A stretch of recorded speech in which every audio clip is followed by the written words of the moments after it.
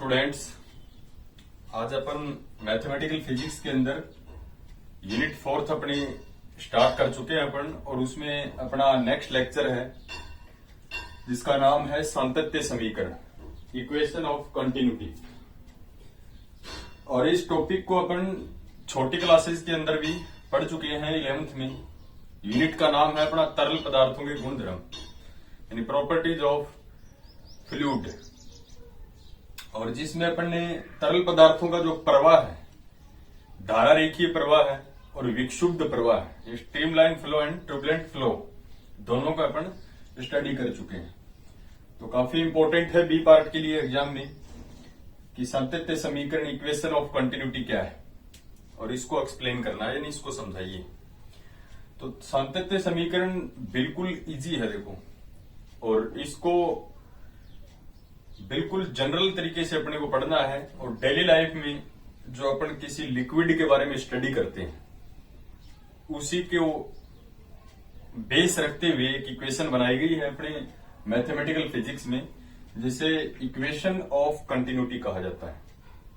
तो सातत्य समीकरण के लिए एक डायग्राम है अपने पास, यानी एक नली है, पाइप है, यानी फ्लो ऑफ ट्यूब है, और इस नली का एक सिरा जो है वो ज्यादा चौड़ा है और दूसरा सिरा है वो उसकी चौड़ाई कम है। एक सिरे को P कहा गया है, दूसरे सिरे को Q कहा गया है।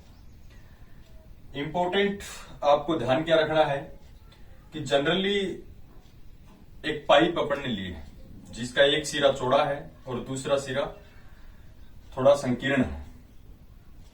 तो एक सिरे से तरल है वो प्रवाहित करेंगे अपन, दूसरे सिरे से तरल है वो क्या होगा, बाहर निकलेगा। तो इसके लिए अपन थ्योरी लिखते हैं। देखो,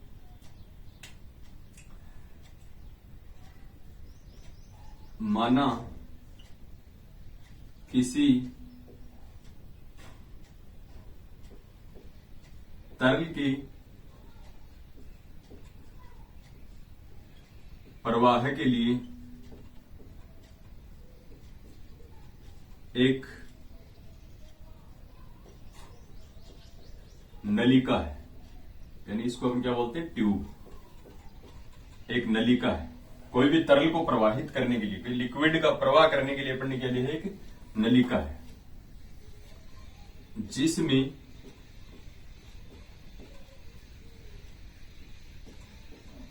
तरल के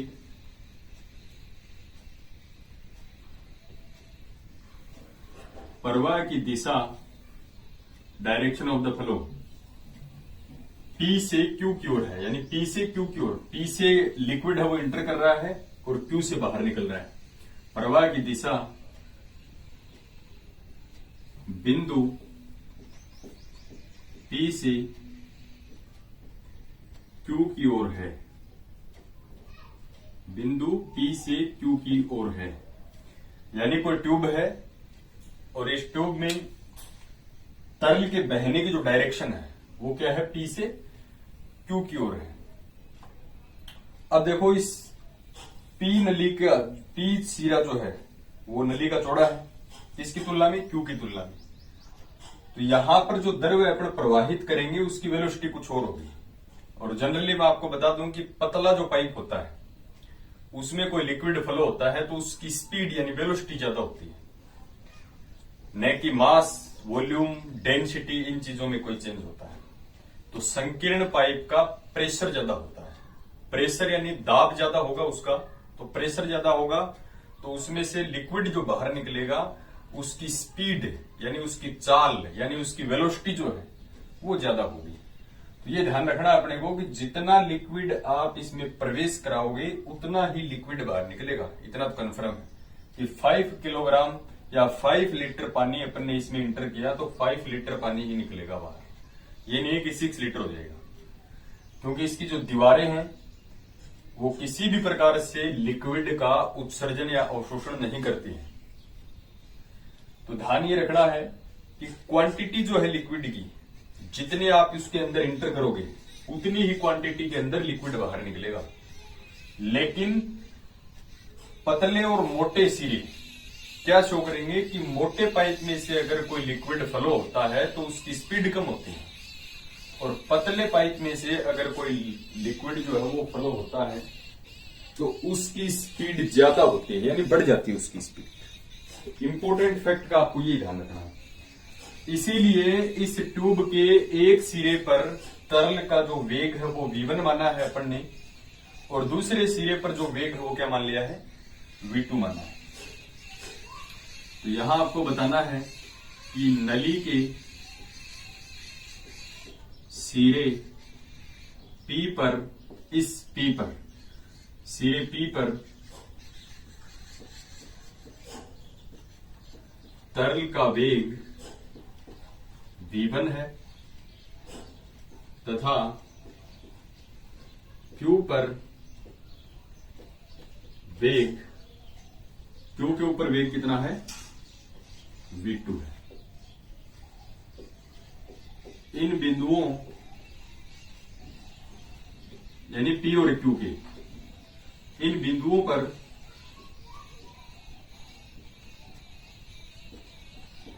अनुप्रस्थ काट क्षेत्रफल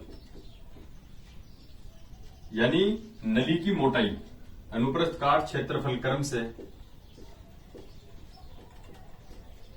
A1 तथा A2 है। यानी P और Q सिरे के ऊपर तरल का जो वेग है, वेलोसिटी, वो क्या है, v1 और v2 है। और इन्हीं बिंदुओं के ऊपर नली एक साइड से चौड़ी है, यानी इसका क्षेत्रफल है वो A1 है, और इसका अनुप्रस्थ काट क्षेत्रफल क्या है, A2 है। तो वो आपको डायग्राम में दिख रहा है कि डिफरेंट डिफरेंट है, यानी अलग अलग है। तो अपन अगर सेम होता तो इसको अपन A मान लेते, लेकिन डिफरेंट डिफरेंट है, तो डिफरेंट डिफरेंट है, इसके लिए अपन ने A1 और A2 मान लिए। सबसे पहले मैं बात करता हूं, देखो इसकी मैथमेटिकल कैलकुलेशन करेंगे, बिल्कुल इजी है। देखो काफी इंटरेस्टिंग टॉपिक है मैथमेटिकल फिजिक्स का, इक्वेशन ऑफ कंटिन्यूटी, और हर कंपटीशन एग्जाम में इसकी अपने को जरूरत पड़ती है। और एडवांस सिस्टम के लिए या जो मॉडिफाइड चीजें अपन पढ़ते हैं, गैस से रिलेटेड, लिक्विड से रिलेटेड, फ्लूइड से रिलेटेड जितने भी सिस्टम हैं, उनमें इक्वेशन ऑफ कंटिन्यूटी की सबसे ज्यादा जरूरत पड़ती है। और एक इक्वेशन और है अपने पास, बर्नौली इक्वेशन। उस बर्नौली इक्वेशन और इक्वेशन ऑफ कंटिन्यूटी दोनों की सबसे ज्यादा अपने को मैथमेटिकल फिजिक्स के अंदर जरूरत पड़ती है। तो बर्नौली इक्वेशन भी इसके बाद में अपन देखेंगे। तो सबसे पहले मैं डिस्कस कर लेता हूं कि अपने पास बहुत ही सूक्ष्म समय है, यानी ये मान लो कि 5 सेकंड की बहुत ही कम टाइम है। बहुत ही कम टाइम के लिए सूक्ष्म समय को टी से न लिख के बेचारे को डेल टी से लिखते हैं। तो अति सूक्ष्म समय में मान लो कि ये लिक्विड जो है वो पी से चलकर यहां तक पहुंच गया। कितने समय में पहुंचा, डेल टी समय। तो लिक्विड द्वारा तय की गई दूरी क्या होगी, तो लिक्विड द्वारा तय की गई दूरी बराबर होता है चाल गुणा समय। इस सिरे पर चाल कितनी है, v1, और समय कितना है, डेल टी। तो आप v1 और डेल टी को मल्टीप्लाई करोगे तो ये क्या आ जाएगा, डेल टी समय में तरल द्वारा तय की गई दूरी आ जाएगी। ठीक है, डेल टी समय में तय की गई दूरी, दूरी बराबर होता है चाल गुणा समय। तो सबसे पहले अपन बात करते हैं बिंदु P पर अति सूक्ष्म समय डेल टी में तय की गई दूरी बराबर चाल गुणा समय। तो बिंदु P पर चाल तो है v1 और समय अपन ने कितना मान लिया, डेल टी। टी भी मान सकते हो, डेल टी। सूक्ष्म समय लिया इसलिए इसको अपन क्या लिखेंगे, डेल टी लिखेंगे। अब देखो, अब ये दूरी आ गई अपने, डेल टी समय में तरल द्वारा तय की गई दूरी है। तो बिंदु P पर जो तरल है वो प्रवेश कर रहा है, ध्यान रखना, बिंदु P से तरल प्रवेश करेगा, Q से बाहर निकलेगा। तो बिंदु P के ऊपर जो तरल प्रवेश करता है उसका आयतन कैसे निकाले, आयतन बराबर क्या होता है, लंबाई गुणा चौड़ाई गुणा ऊंचाई। तो ये दूरी आ गई डेल टी। आयतन आपको चाहिए तो दूरी को क्षेत्रफल से मल्टीप्लाई करना होता है, क्योंकि क्षेत्रफल में दो चीजें आती है, लंबाई गुणा चौड़ाई, क्षेत्रफल इंटू ऊंचाई यानी दूरी। ऊंचाई की जगह अपने पास क्या है, दूरी। तो आप निकालोगे लंबाई गुणा चौड़ाई गुणा ऊंचाई। लंबाई गुणा चौड़ाई को क्षेत्रफल लिखेंगे तो बिंदु P का क्षेत्रफल कितना है, A1। इंटू ऊंचाई लिखोगे तो ऊंचाई की जगह तय की गई दूरी। ठीक है, तो इसके लिए अपन क्या लिख सकते हैं, अतः बिंदु P में या बिंदु P से प्रवेश करने वाले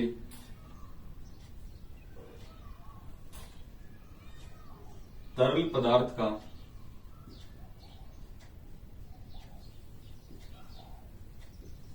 आयतन कितना होगा, यही लिख देता हूं। आयतन बराबर क्या होता है, लंबाई गुणा चौड़ाई गुणा ऊंचाई। ऐसे ही निकालते हैं जनरली अपन। तो लंबाई गुणा चौड़ाई को अपन क्या लिख देंगे, लंबाई गुणा चौड़ाई को अपन क्या लिखते हैं, क्षेत्रफल। और क्षेत्रफल बिंदु P पर कितना है, A1। और गुणा में ऊंचाई यानी डेल टी समय में तय की गई दूरी कितनी है, V1 इंटू डेल टी। तो बिंदु P से प्रवेश करने वाले पदार्थ, तरल पदार्थ जो है, लिक्विड जो है, उसका जो आयतन है वो कितना आ गया, A1 V1 डेल टी। ये तो आ गया इस सिरे पर प्रवेश करने वाला जो तरल पदार्थ है उसका वॉल्यूम, यानी उसका आयतन आ गया।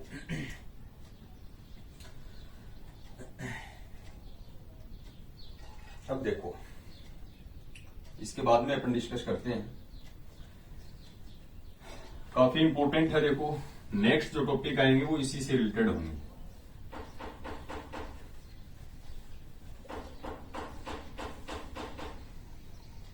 अभी मैं बिंदु P की बात कर रहे हैं, जो काम बिंदु P पर कर रहे हैं वही काम अपन Q पर करेंगे, तो उसको डायरेक्टली भी अपन लिख सकते हैं। अपन ने निकाल लिया आयतन। अगर अपन बात करें कि एकांक समय में यानी 1 सेकंड में तरल पदार्थ का जो वॉल्यूम है, आयतन है, उसकी अपन बात करें, ये तो क्या है, आयतन है। कितने समय में, डेल टी समय में। एकांक समय की बात करें यानी डेल टी की वैल्यू 1 सेकंड हो तो इसका आयतन क्या होगा। तो यहां मैं लिख देता हूं, एकांक आयतन में या एकांक समय में, एकांक समय में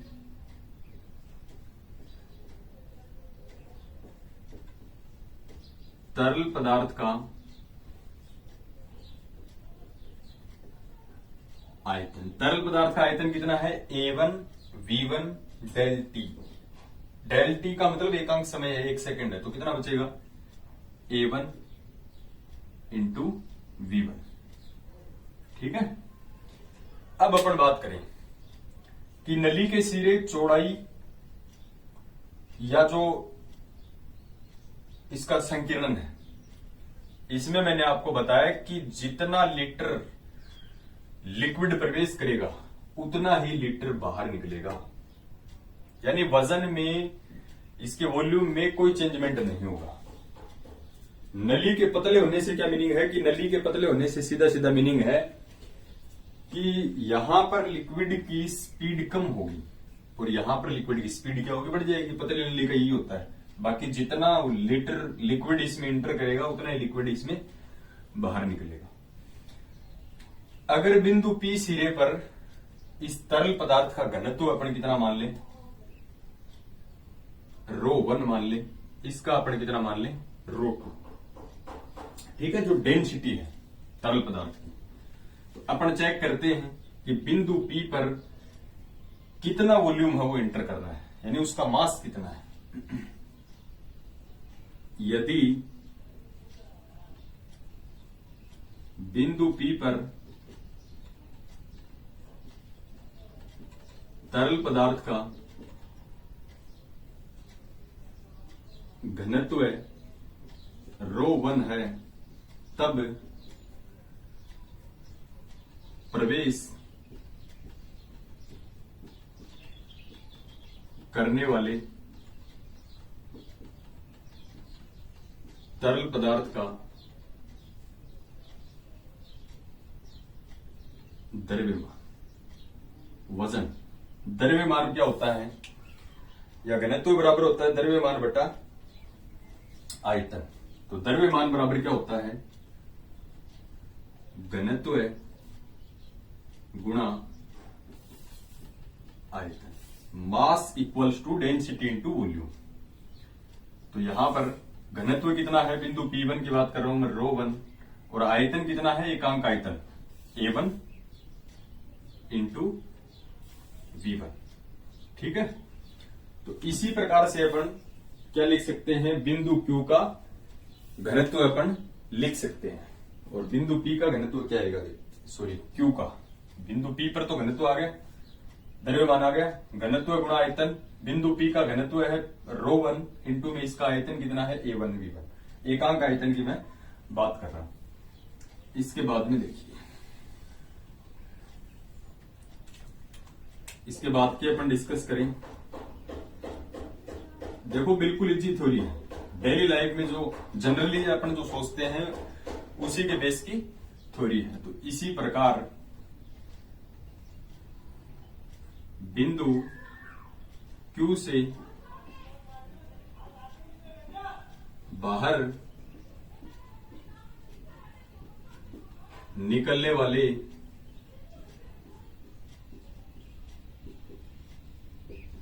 तरल पदार्थ का द्रव्यमान, बाहर निकलने वाले तरल पदार्थ का द्रव्यमान, यहां से प्रवेश करने वाले पदार्थ का द्रव्यमान और यहां से बाहर निकलने वाले पदार्थ का द्रव्यमान। द्रव्यमान बराबर वही फॉर्मूला, घनत्व गुणा आयतन, डेंसिटी इंटू वॉल्यूम। तो घनत्व इसका कितना मान रखा है उस बिंदु पर, ρ2, और आयतन सेम है A1 इंटू V1 की जगह क्या आ जाएगा, सॉरी आयतन देखो यहां कितना है, A1 V1 आया है, तो इसके लिए क्या होगा, A2 V2, क्योंकि यहां पर अनुप्रस्थ काट क्षेत्रफल A2 है और वेग कितना है, V2 है। तो बिंदु Q से बाहर निकलने वाले पदार्थ का द्रव्यमान आ गया अपने पास कितना, P2 इंटू A2 V2, यानी P बिंदु पर तो द्रव्यमान कितना प्रवेश किया है, ρ1 A1 V1, और Q से जो बाहर निकला है तरल पदार्थ उसका द्रव्यमान कितना है, ρ2 A2 V2। एक इंपॉर्टेंट फैक्ट मैंने आपको क्या बताया कि जितनी क्वांटिटी के अंदर लिक्विड प्रवेश करेगा उतनी ही क्वांटिटी से नलिका से बाहर निकलेगा। इसकी चौड़ाई यानी नली की चौड़ाई, मोटाई, ऊंचाई, निचाई किसी के ऊपर डिपेंड नहीं करेगा वो। हाँ, अलग इसके जो काफी सारी चीजें चेंज हो सकती हैं, जैसे इसकी विस्कोसिटी है, इसका घर्षण गुणांक है, और इसके लिए प्रेशर है, काफी सारी चीजें हैं जो चेंज हो सकती हैं, लेकिन जितनी मात्रा के अंदर आप प्रवेश करोगे इतना लिक्विड इस नली से बाहर निकलेगा। ठीक है, तो अपन क्या लिख सकते हैं,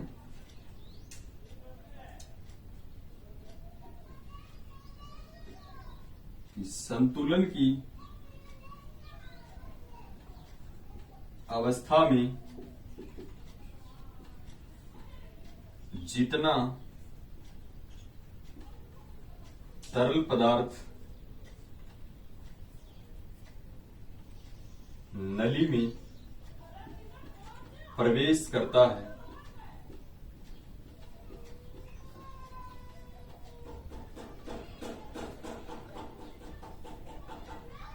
उतना ही तरल नली से बाहर भी निकलता है। Very very important line. क्या कहा कि संतुलन की अवस्था में जितना तरल पदार्थ नली में प्रवेश करेगा उतना तरल पदार्थ तो नली से बाहर भी निकलना चाहिए। तो कितना प्रवेश किया, प्रवेश किया भाई ρ1 A1 V1, और बाहर कितना निकला ρ2 A2 V2। अपनी फिजिक्स क्या कहती है कि इन इक्विलिब्रियम कंडीशन जितना लिक्विड इंटर हुआ है उतना ही लिक्विड क्या होगा, आउटर भी होगा, यानी बाहर भी निकलेगा।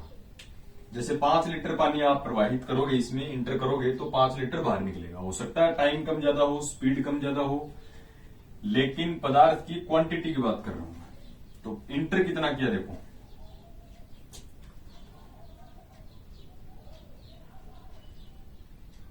अर्थात इंटर कितना किया है, इंटर तो क्या है ρ1 A1 V1 और बाहर कितना निकला है ρ2 A2 और V2। ये होगा क्योंकि जितना द्रव्य इसके अंदर प्रवेश करेगा उतना ही द्रव्य क्या होगा, बाहर निकलेगा। अब ρ1 क्या घनत्व है, कांस्टेंट क्वांटिटी, क्षेत्रफल इसकी मोटाई फिक्स होगी, वेलोसिटी वेग फिक्स होगा 5 मीटर प्रति सेकंड 10 मीटर प्रति सेकंड। तो ये जो क्वांटिटी है, ये इक्वेशन काफी इंपॉर्टेंट है और ये क्वांटिटी है, इसको अपन व्यापक रूप में क्या लिख सकते हैं, या इसको जनरल फॉर्म में अपन बोले तो क्या लिखते हैं, रो गुणा क्षेत्रफल गुणा वेग क्या आएगा, एक कांस्टेंट वैल्यू आएगी, यानी एक कांस्टेंट वैल्यू प्राप्त होगी। और इसी समीकरण को क्या कहा जाता है, equation of continuity. This equation is known as equation of continuity. तो ये मैथमेटिकल फिजिक्स में अपनी सातत्य समीकरण है। आपको ध्यान रखना है कि रो इंटू ए इंटू वी लिख सकते हो, आप V1 की जरूरत नहीं है। फर्स्ट पॉइंट के लिए आप इसको ρ1 A1 V1, सेकंड के लिए ρ2 A2 V2 कुछ भी लिखते हैं, लेकिन जो वैल्यू आपको मिलेगी, न्यूमेरिकल जो वैल्यू है वो आपको कांस्टेंट मिलेगी। इसका मतलब घनत्व, क्षेत्रफल और वेग का गुणा हमेशा एक नियतांक प्राप्त होता है और इस समीकरण को ही सातत्य समीकरण कहा जाता है। तो ये अपने मैथमेटिकल फिजिक्स का सबसे इंपॉर्टेंट फैक्ट है, इक्वेशन ऑफ कंटिन्यूटी। और ध्यान रखना है rho into a into we जो है वो कांस्टेंट है और तरल पदार्थ के जो बाकी टॉपिक्स हैं वो इससे रिलेटेड होंगे। बार बार इस इक्वेशन की जरूरत पड़ेगी, तो आपको हमेशा डायरेक्ट याद रखनी है rho into a into v equals to constant, जो काफी कॉम्पिटिटिव एग्जाम के अंदर भी काफी हेल्पफुल रहेगी। और एक बार थ्योरेटिकल पार्ट है लेकिन बिल्कुल इजी है, फिर भी कोई प्रॉब्लम है तो आप पूछ सकते हो।